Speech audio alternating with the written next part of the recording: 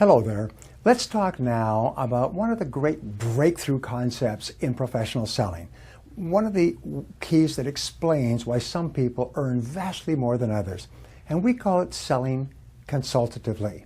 Over the last few years, an enormous amount of research has been done in this area. And what I've done is I've summarized the very best things that I have learned from experience and from working with thousands of salespeople in some of the biggest and highest level companies in the world, including probably more than 100 Fortune 500 companies. Wayne Gretzky had a wonderful line that I always like. He said, "You miss 100% of the shots that you never take." And that's been my philosophy in life. In other words, nothing ventured, nothing gained. The more things you try, the more likely it is you will succeed. Well, the highest paid and most successful sales professionals are positioned in their customer accounts as friends, advisors, and consultants, as I mentioned before.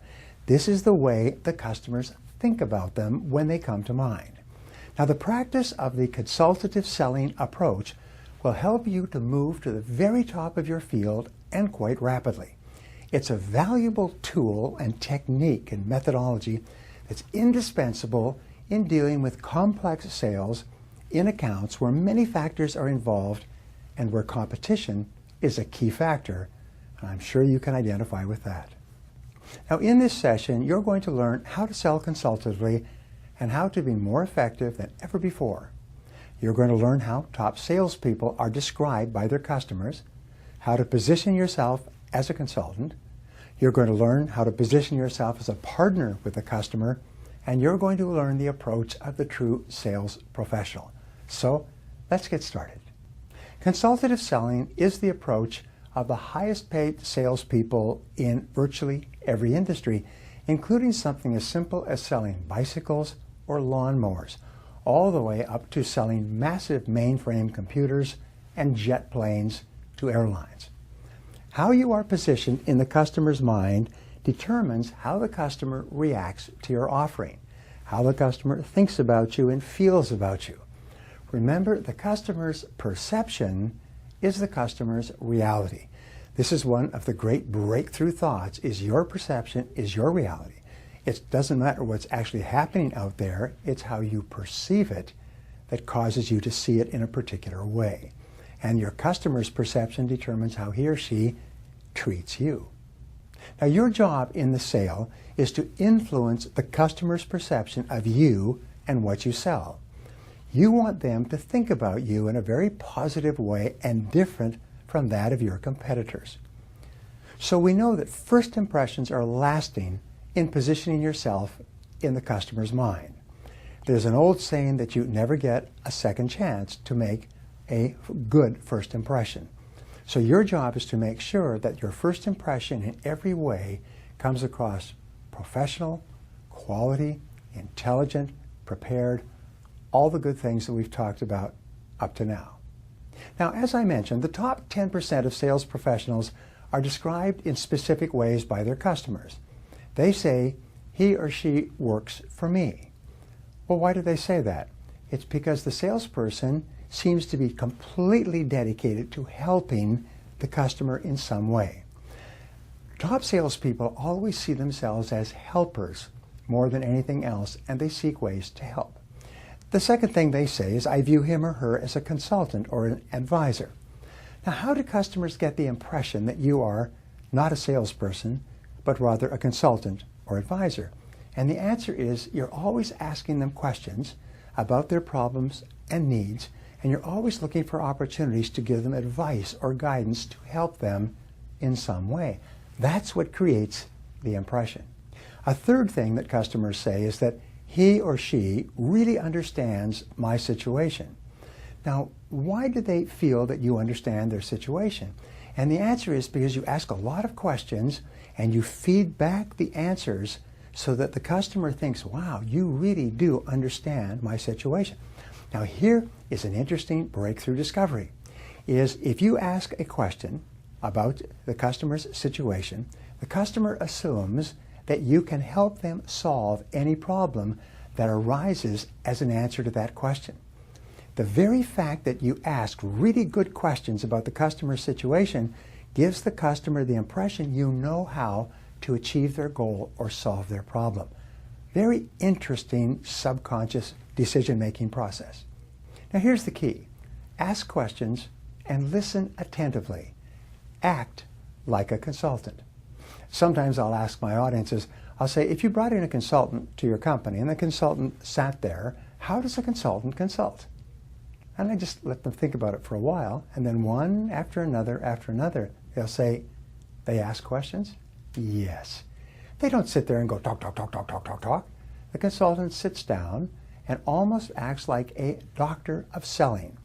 And you know, the first process that happens when you go to any doctor in the world is they do an examination. When you see yourself as a doctor of selling, you do an examination before you ever talk about your product or services. Another thing that you can do to create this positive first impression is tell the prospect that you're a consultant rather than a salesperson. I discovered this as a young salesperson. I had cards that said financial sales rep or sales representative or financial sales, and I went out and changed my cards and I put on financial consultant. And from then on, I noticed when I gave my card to prospect, they looked at the card and they looked at me differently. And I'll tell you why. People evaluate you and appraise you based on how you describe yourself. It's a major psychological point. If you say, look, I don't really see myself as a salesperson, I see myself more as a consultant. And I'm not here to sell you anything. I'm here rather to ask you some questions and see if my company can't help you achieve some of your goals in a cost-effective way. But I'm not in sales. I'm more of a consultant. They say, oh, you're a consultant. Well, please come in. Can I get you a cup of coffee? Consultants are professionals. They're like bankers and doctors and lawyers and accountants. When you position yourself as a consultant in the customer's mind from the very first meeting, they will ever after see you and think about you differently than if you didn't. Now, consultative selling requires that you think of yourself differently and you position yourself differently in the account. Whenever possible, you focus on the financial results of your product or service rather than the performance or the price relationship with your competitors. Remember, consultants are always trying to help their prospects save or gain time or money. Your job is to focus on how you can help them save or gain time or money, because that's what consultants do. Now, the focus on financial results is the major difference between consulting and vending. For example, there are many people who go out to sell software and to sell all kinds of computer marketing programs. The most successful ones are always showing people how, by using their services, their programs, their products, they can increase their financial results substantially. So what you do is you focus on what we call cost-benefit decision-making. Now, cost-benefit decision-making is you show that there's a certain cost to your product or service, but this is the financial benefit or goal. I'll give you an example. When I worked as an outside trainer for IBM for years, what they would do is they would train their top people to go in and work out what they called an internal rate of return. This is called an IRR. And they would say, for example, that if you buy this product or service, after all costs, interest rates, payments, and everything else, you will save this amount of money each year on your investment. You will get a return on your investment of 15 or 20 or 25 or even 50%. In other words, the product over time will pay for itself completely and you'll end up getting the product for free. Now, this method of selling is very powerful, and it led to IBM owning 80% of the world computing market, because people were not spending money on IBM products. They were investing in a key asset that had a positive cash flow that paid for itself plus a profit.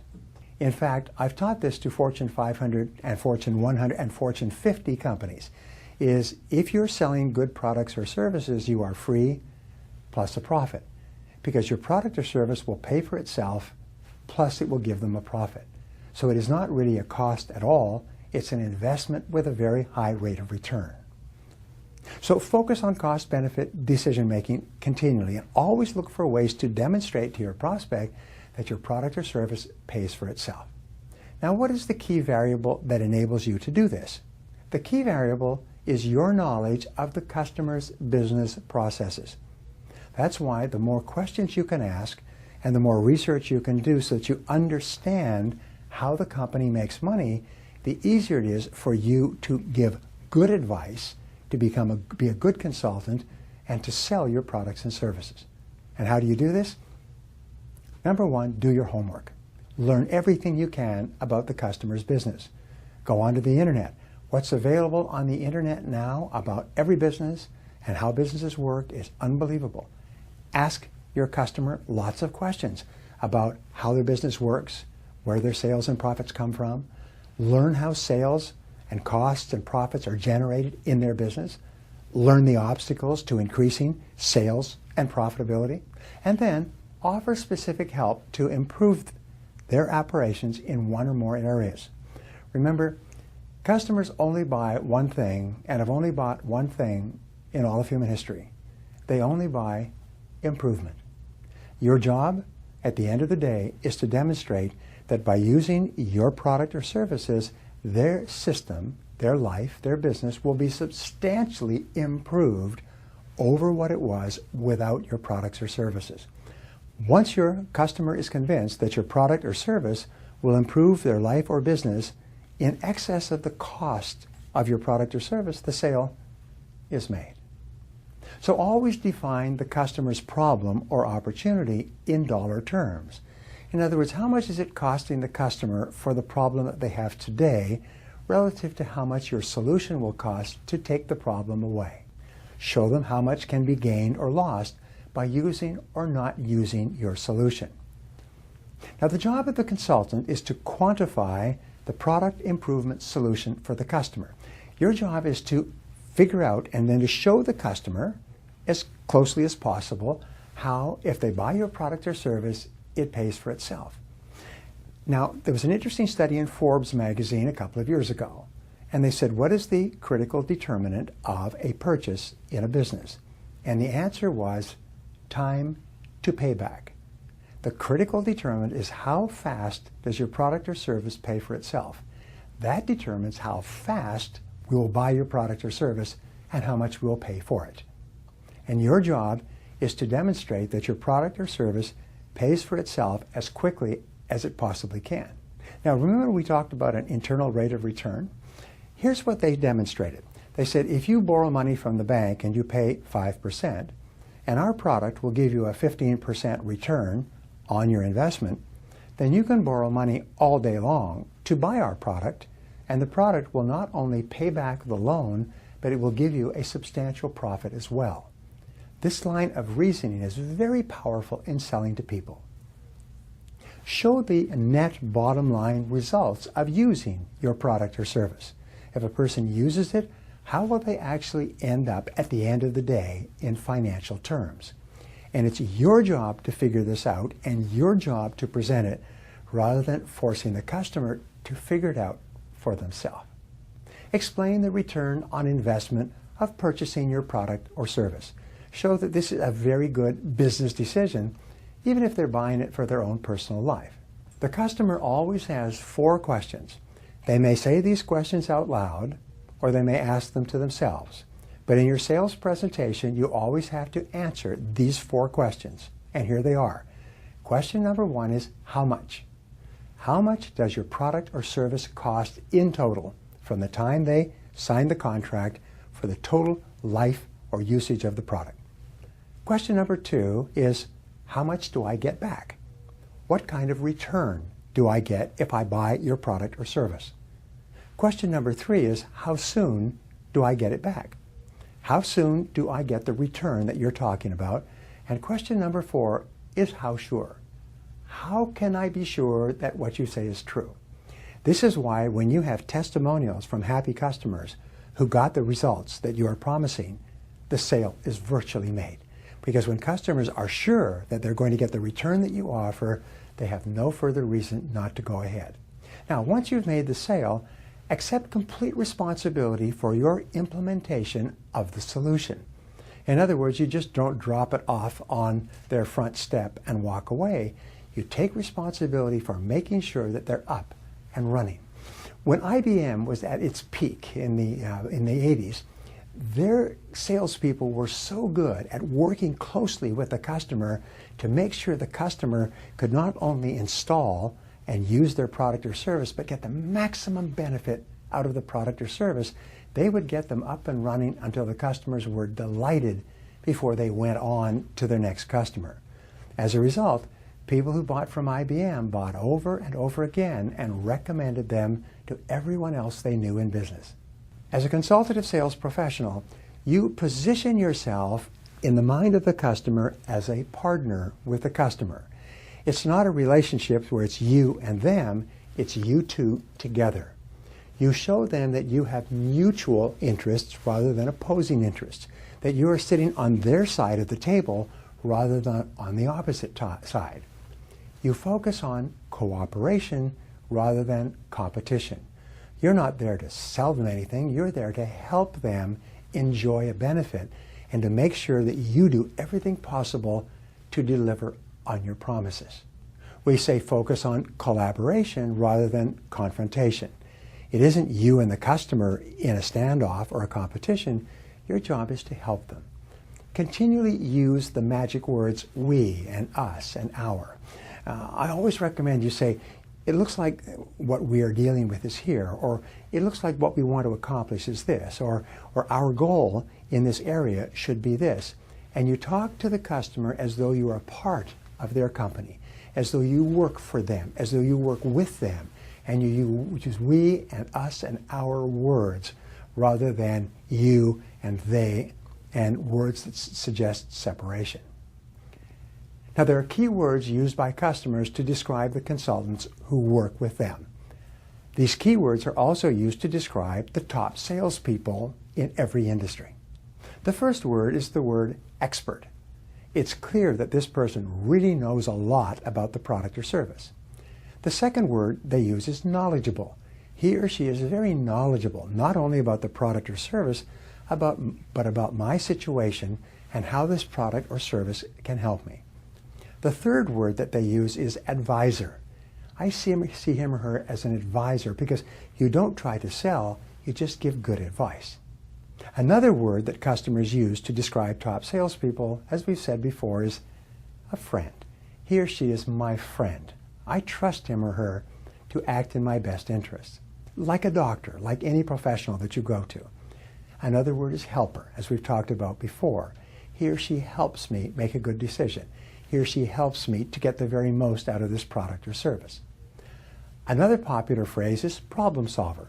I see him or her as a problem solver. He or she helps me solve my problems in this area with his or her product or service.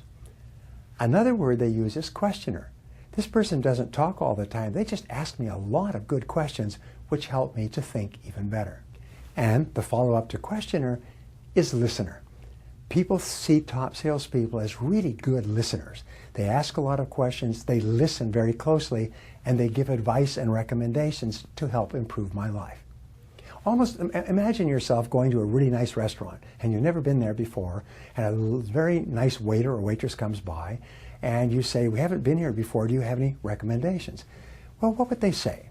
Well, in a good restaurant, they'd say, well, tell me a little bit about what sort of foods you like and how hungry you are and what sort of foods you most enjoy in the past and give me some advice and then I will sort of guide you to the right places on the menu. They all do that. And once the person has said, well, this is really good and based on your appetite and you like seafood, this is one of the best dishes that we have, you take advice and you feel happy that this person is taking such good care of you. Now, positioning yourself as a consultant in the sale is essential to your success. No matter what you sell, whether it's used cars or used furniture, always position yourself as a consultant and as an advisor. The rule is you must earn the right in advance by thorough preparation. Remember, the mark of the professional is preparation. And if the customer is brand new and you don't know any of their background, you do your preparation on the ground by asking a lot of questions about the customer situation before you ever make a recommendation at all. When possible, you study your prospect's company in advance of your first meeting. If you're calling on a business, go onto the internet, because every internet site tells the very best things about the company that the company wants people to know. What I do, and it's so simple, is I go on to internet sites and I pull down the biographies of the people I will be talking to on the phone or meeting in person. And it's amazing when you read the biography and you speak to them on the phone and you say, this is quite amazing. I didn't realize you grew up in Milwaukee and your wife is from Chicago and you have 2 children and then you moved to San Diego and you worked with ABC Company and now you're with XYZ. I say, geez, it's almost like you've done an investigation into their life. They say, where do you get that information? I said, well, I wanted to know a little bit about you before I spoke to you, so I just checked your website. And sometimes you go on to Google and there's information on Google. And I'll always talk about positive information. Now, in order to earn the right, you must have information and ideas to trade with the customer for more information. In other words, ask them questions and give them advice and guidance. If you can give them positive feedback in the first conversation, then the customer gets the impression that you are a valuable person to spend time with. This is really important. Seek a win-win relationship with every customer or client. And by the way, consultants have clients and salespeople have customers. What's the difference between a customer and a client? Well, a customer is someone that you sell to and they take your product or service and go away. But a client is someone who is under your protection, almost like an umbrella. You protect a client. You look out for a client. You take care of a client. Like a doctor takes care of a patient, you take care of a client. And when you see yourself in a position to take care of your customers as clients, you see them very differently, and they see you very differently as well. And this all happens at an unconscious level. So always look for ways to help the customer to achieve his or her goals with your product or service. The key behavior for consultative selling is to ask well-prepared questions and then listen intently to the answers.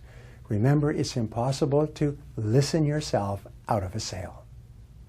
So let me summarize. Consultative selling moves you into an entirely new category of sales professionals.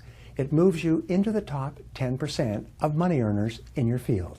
It takes you away from the continual contest and argument over cost and price and performance. When you focus your attention on showing the customer how he or she can financially profit or benefit from the use of your product or service, you will achieve sales results above anything you have ever imagined.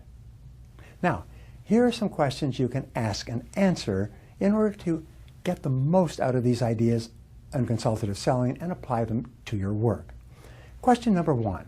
What 3 things can you do to position yourself as a consultant in the mind of your prospect or customer? Write them down. Number 2. How are the top 10% of sales professionals described by their customers? What words do customers use to describe top people? Number 3. What must you focus on and talk about to be perceived as a consultant by your prospects and customers? Number 4. In what 3 ways does your product or service improve the financial situation of your customer? And if it doesn't improve the financial situation, in what 3 ways is your product or service a better financial decision for the customer than buying something else from someone else? Question number 5. What 3 things can you do to become more knowledgeable about your customer's business processes? Interesting point. Some sales professionals specialize in a particular industry. And why do they do that? It's because the business processes are the same. And as they build up a reservoir or a stockpile of information on how profits are made in an industry, they find it easier and easier to sell more and more to more and more companies in that industry. This is why some high-paid professionals specialize in a particular type of industry for much of their career, and they're some of the highest-paid people in our society. Question number 6. How can you quantify the bottom line results of using your product or service? How can you translate your product or service into financial benefit for your customer? And number 7, What steps can you take to position yourself as a partner with your customer?